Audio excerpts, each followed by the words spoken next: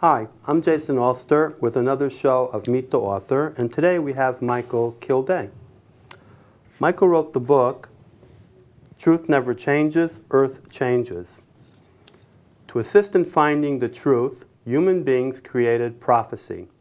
Is prophecy equal to truth, or is it an estimation of it? According to the sources of prophecy, the world as we know it will end on 12/21/2012.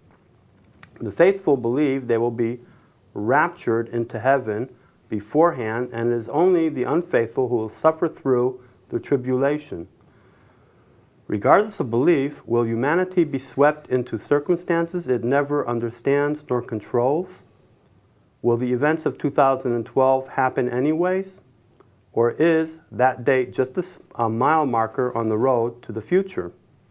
Hi Mike, how are you? Jason, how are you doing? Pretty good. I'm going to read a little bit about what the book is about. Well, actually, I'm going to read a little bit about who you are, okay? Little biography. Michael, and it's very colorful. Michael Kilday is a graduate of Boston University with a Bachelor of Science degree in English education. He worked as a high school English teacher for a short period of time. Michael also worked for years as a newspaper journalist.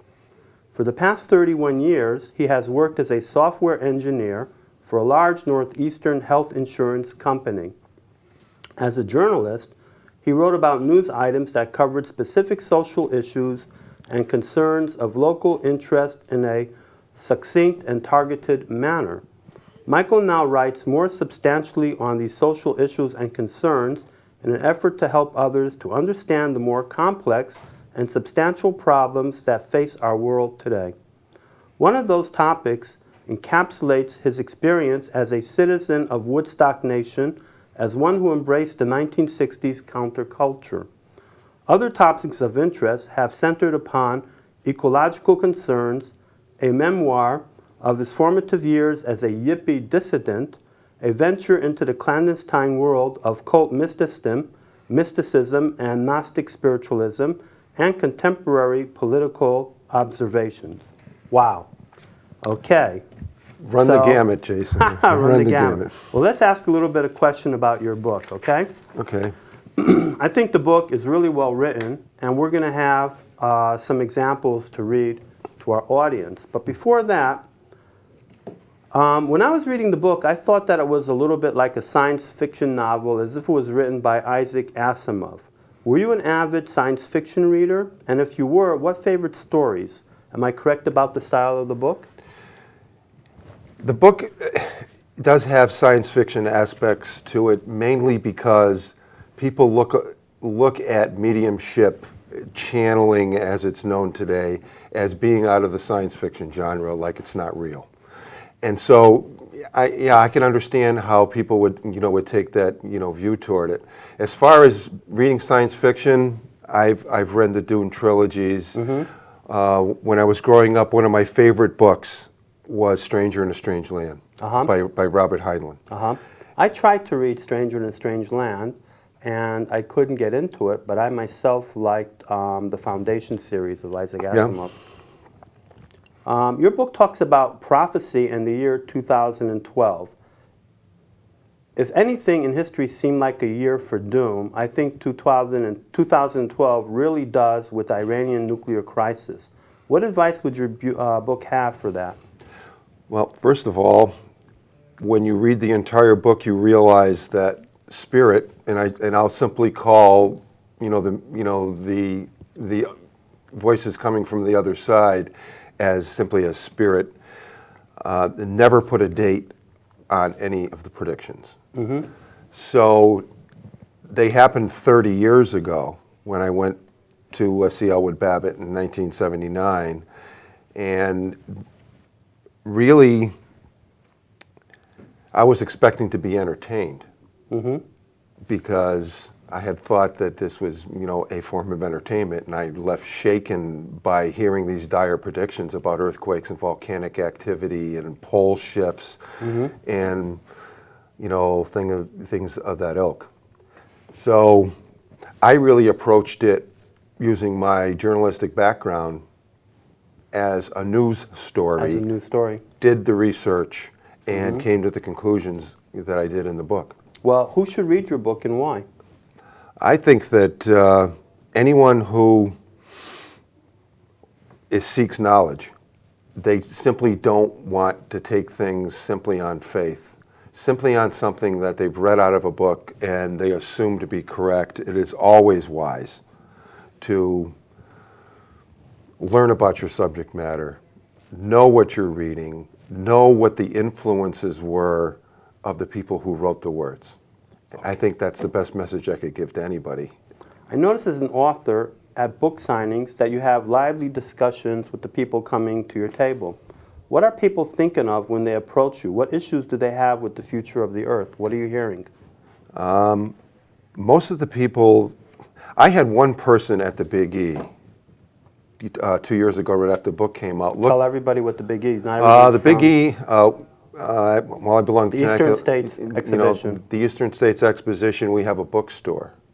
And my wife and I man the bookstore, and we timeshare for authors. A person came up to me and looked me in the eye and said, "Are you a prophet?" And when I thought about it for a moment, and I said, "No, really, I'm a journalist, because my book doesn't make predictions. I interpret predictions." And try to make common sense out of So them. the book is about prophecies, about not so much you being the prophet, but about people who are prophetic or claim to be prophetic, and you did a journalistic study on this type of this issue, which I thought to be very interesting that someone took that up as a subject to be a journalist about. That was excellent. Well, let me read a review. Looking at Amazon.com, I found this review about your book, and I thought, as an example of a review, it was just amazing. Let me read that to our audience. I am finding this book hard to review. I do not like to pass judgment on other people's beliefs, but on the other hand, when someone takes the time to write all of those beliefs down into a book, I guess it's fair game. While reading the text, I found at times I thought that Mr. Kilday was a nut. Sorry. But at other times, he was very thought-provoking, all in the same sentence. I am a big believer in messages being given to use each day if we only open our eyes to them. But to have someone channel something, and then read from the cosmic book of facts is a little too much for me. I think that the book could have been better if it was shorter. I find that sometimes we can get ourselves into trouble by saying too much and sounding preachy. Regardless, I was in full agreement at times with Mr. Kilday, and at other times we were on different sides of the road. I give 5 stars when we agree, and 1 star when we don't. So I guess that leaves us in the middle with 3 stars. However, the book did make me think, and I like books that make me think. 1 more star. I love that part.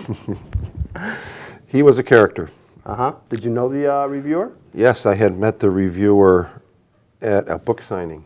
Oh, okay. In Massachusetts. He is an author himself. So that brings up an issue that one time we talked personally, that sometimes you don't know the people who buy your books, but sometimes you have the opportunity to get to know the people that buy your books. And that's one of the fun things that an author has when they do book signings. Personally, they get to see their audience and meet them, and maybe later on see the review.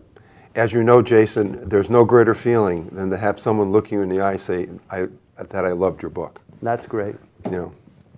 That's cool. So I wanted to, let's read a piece. Well, before we read a piece, let me ask a couple more questions. Sure. I'm going to read an example from the book.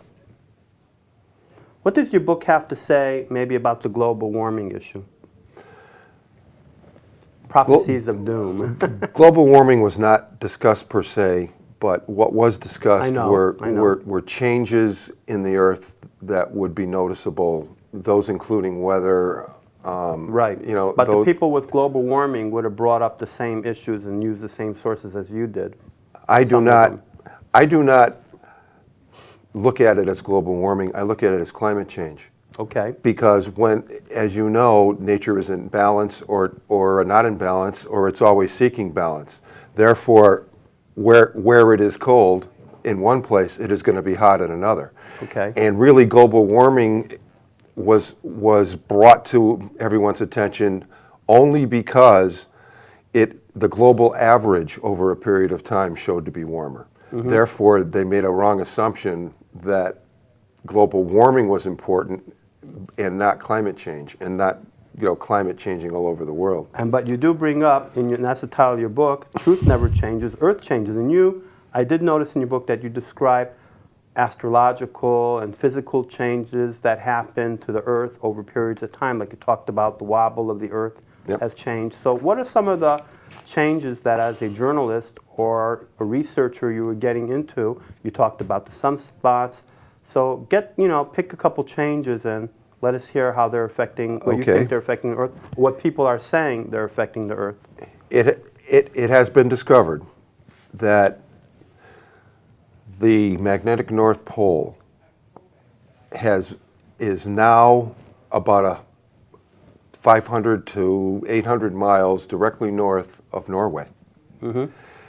And the geographical North Pole is still in Ellesmere Island, Canada.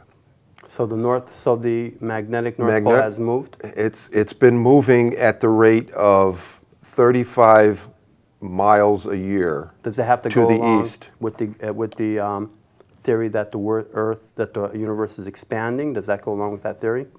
No, it indicates pole shift.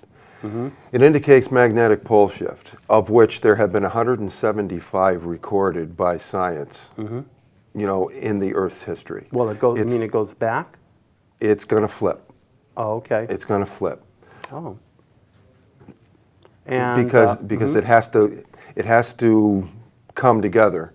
In 1835, magnetic north and geographic north was in the exact same place at Ellesmere Island, Canada, which is just north of Baffin Bay. Since 1835, it's been moving to the east. Scientists are projecting that the magnetic north will end up in northern Siberia. And you can see, judging from... These are projections or prophecies? How would you differentiate them? That's a calculated projection based upon speed, that it's moving. They say it's accelerating and decelerating. And that's a fact. Well, what other changes in the Earth have you discussed in your book? Antarctica, the continent of Antarctica, there's a really strange phenomenon going on there at the present time. If you split Antarctica into 3 sections, being west, east, and central, the eastern part of Antarctica is getting colder. The central part is remaining the same. The western part's getting warmer. And this is all within a few thousand miles, which is really strange that you would have that happening, in that short area of space. And I'd like to hear, you mentioned about, this is really interesting, about Nostradamus, that's his name, and 9/11. Mention what you found out in your research when 9/11 happened about people who looked up Nostradamus on the internet. Do you remember that? You said in 9/11 there were a lot of, you're talking about people looking up different prophecies when 9/11 happened? Remember that? There were hits. There were like 1 million hits on Nostradamus' prediction. What do you have to say about that and the nature of people and what your book talks about and who your audience is? I have found in my research that, well, first of all, Nostradamus is very cryptic. And the poetry that he wrote in, very difficult to interpret. Easier to interpret after the fact. That's debatable legitimacy, in my opinion. I found that the book of Revelation in the Bible, the prophecies of the Maya and the Hopi Indians were a lot more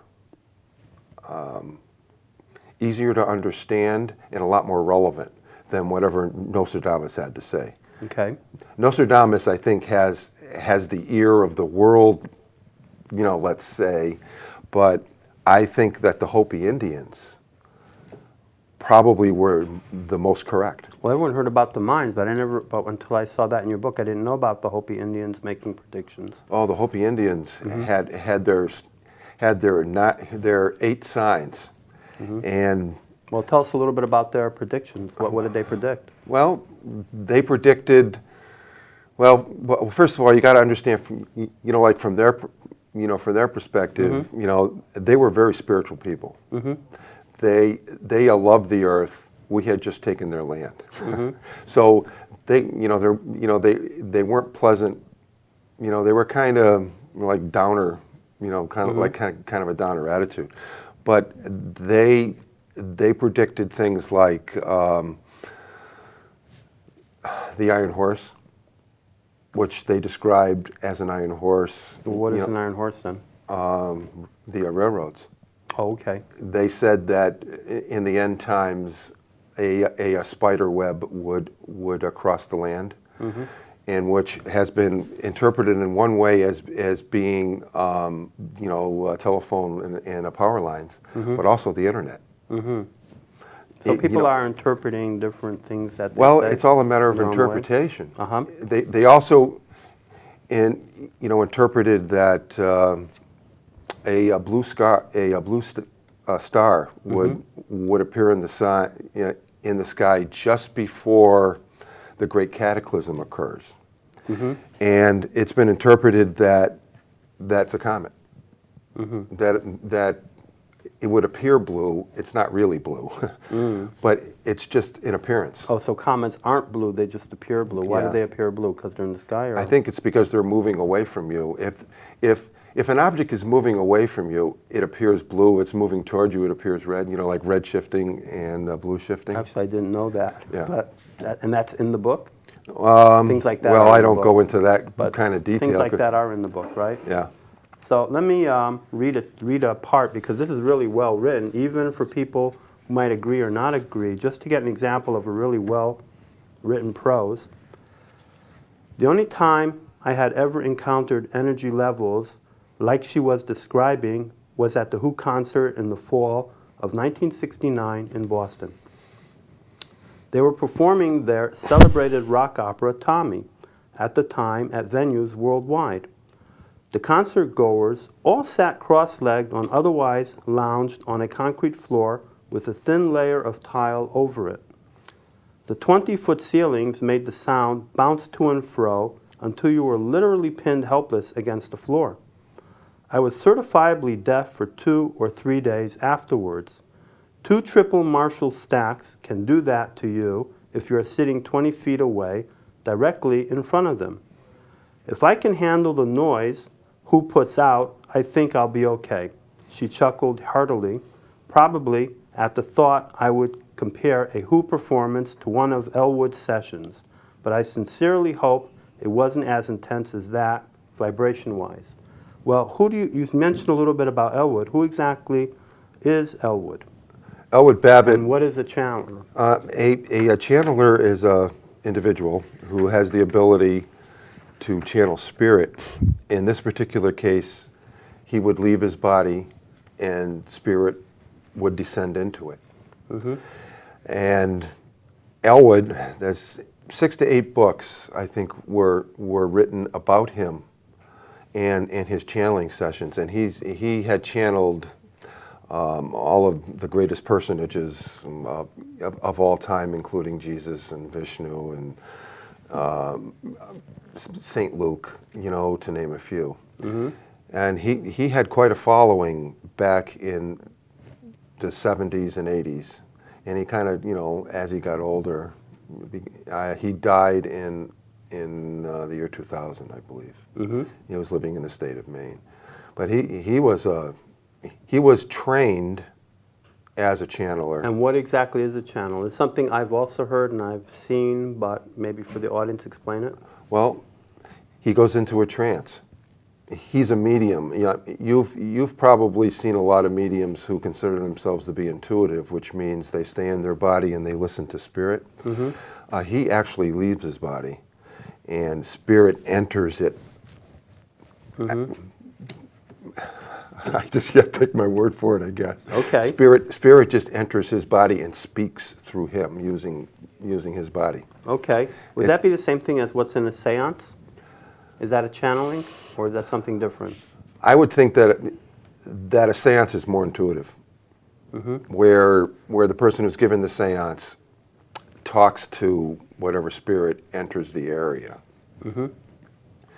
They are conscious when they're doing it. You can't be conscious after you've left your body. So you're not conscious of anything that happened. Okay. So let's read another chapter, another paragraph. As soon as I settled into the armchair facing Elwood and the tape recorders were running, I buckled myself in for an amusement park thriller ride. A few minutes after Elwood settled into that meditative pose, the facial contortions began which signaled his spirit guide, Dr. Fisher, or some other entity was preparing to enter. For what seemed like an eternity, the contortions continued, and at times it appeared his lips pursed to form words, then relaxed. Elwood's body shifted to the right, then to the left, as if someone was trying on a new suit of clothes. While his body went through its gymnastic routine, my palms were beginning to sweat. As I patiently waited for the session to commence, I was actually trembling with anticipation. Whether the chills that went up my spine were an expectation of what I longed to hear or feared to hear, I couldn't say. I was poised to hear something earth-shattering, but I was prepared to settle for anything tangible which would have made the trip worthwhile. My task, I felt, was to observe and report, even if the only one to hear this report was to be me. I was determined that my fact-finding mission was going to culminate in some kind of event which could be considered as a defining moment for me. As yet, I can only imagine what it would be. When Elwood's preparation exercise ceased, the reading began with Dr. Fisher introducing himself as Elwood's spirit guide. That is really well written. What do you have to say about, well, the Egyptians, and maybe, some people believe that aliens helped the Egyptians understand how to do the pyramids? What does your book have to say about that?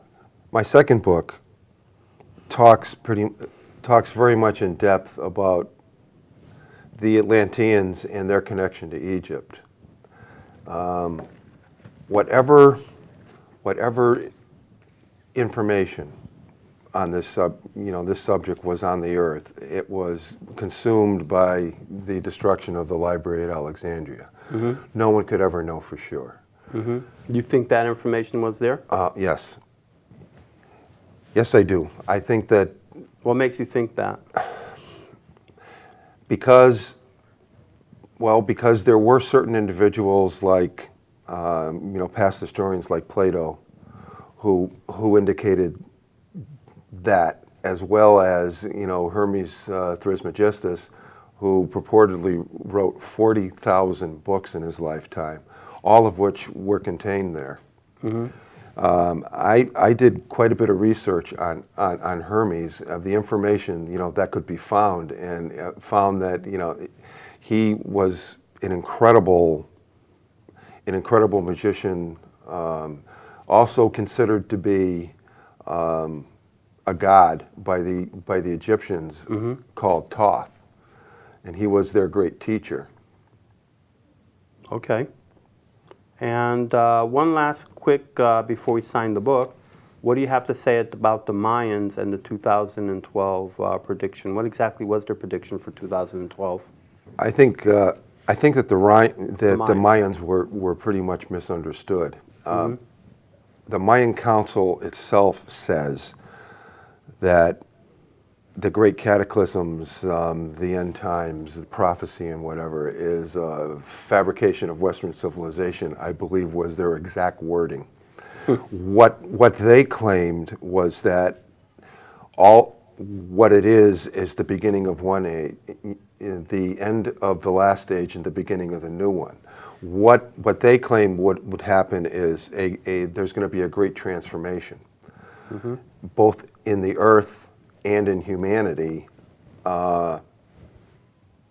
I think what they're really talking about is more a step up in evolution than the end of everything. Okay. They're talking about a great transformation. A great transformation. And with that, where you're going to transform into an author again and sign a book, as we do, for everyone who comes on to meet the author.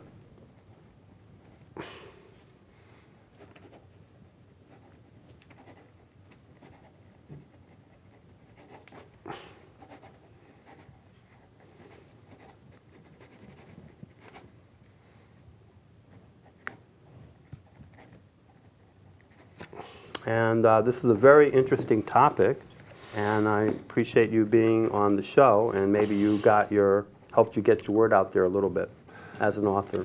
Well, thank you for having me. I hope that we can continue this again, because I think there's a lot more to say, on the second book that we just didn't have an opportunity to talk about, because there's a lot of ground to cover here. And I found the second book actually to be much more satisfying philosophically. Well, if people call in and they write up on the internet site and whatever, and they say, you know what, we want to hear more, we'll definitely have you again as a guest.